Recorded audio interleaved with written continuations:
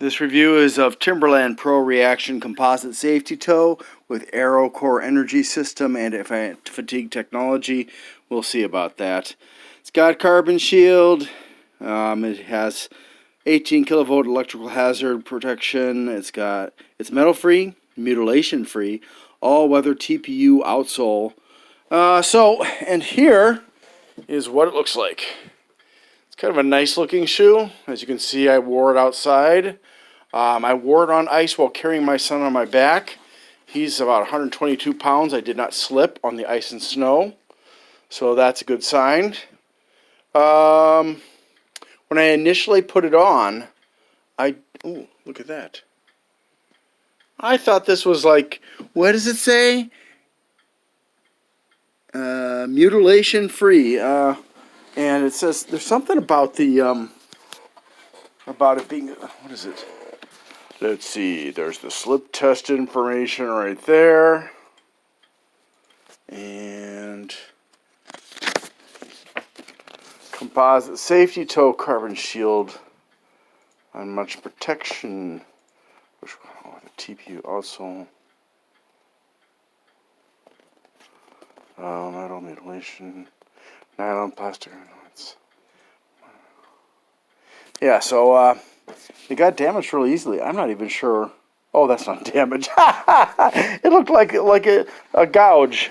Okay. Well, anyways, it does look kind of nice. I don't really care about fashion. It's not my thing, but it does have a nice, appealing look to it. I'm not sure whether the geometric outsole is really great or not, but judging by the test that is based on ASTM F2913 2019. 19, or when it has a dash and then a number, 2 or 4 digits, that's going to be the year that standard is from. Okay, so as you can see, on dry quarry tile, it's 2 times better than the minimum requirement for the test. On wet quarry tile, it's not quite as good at all. Especially if you look at the 4-foot, it's pretty weak. And on NALS quarry tile, it's not that great at all. It's fairly close to the standard or the minimum. But on dry stainless steel, it does exceptionally well, whereas on wet stainless steel, not as good. Interestingly enough, sometimes the 4-foot is better than the heel, and sometimes the opposite. So when I first put these shoes on, and they are not that difficult. Now I do tie my shoes loose, but when I first put these on, there were 2 things that I noticed right away.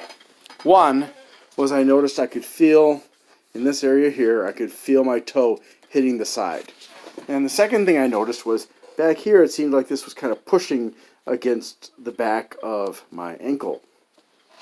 So I spent a couple of hours walking around with this at the store, and while I could tell that when I'm in a position like this where my ankles are going back, it's kind of, I can feel the kind of discomfort. When I was walking, I didn't really feel like it was uncomfortable. The insole is kind of comfortable, especially in the heel area here. And it's kind of comfortable also in the front, but I would say the best padding is under the heel, which, you know, for a lot of people is where most of your weight falls, except for when you're running.